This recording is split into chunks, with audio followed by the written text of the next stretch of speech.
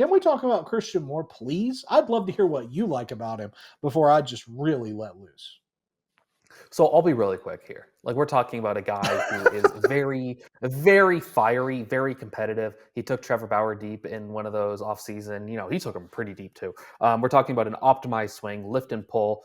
Really, like he does get a little free swingy at points, but like there's power.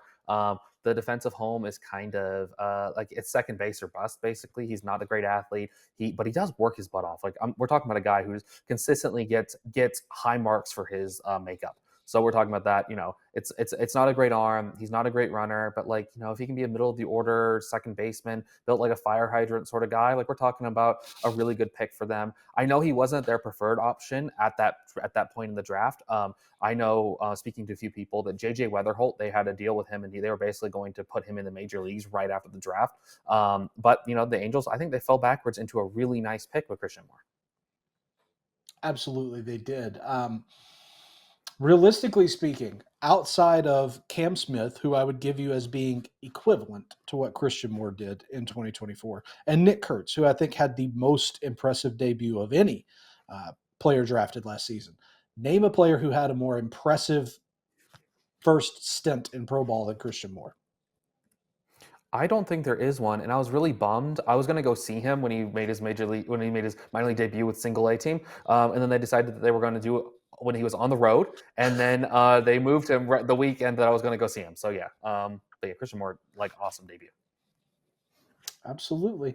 Like you said, man, it's an incredible power tool first and foremost. Last season, average exit velocity of 96 miles per hour, 90th percentile exit velocity of 111, max exit velocity 117, and that was in Omaha, baby.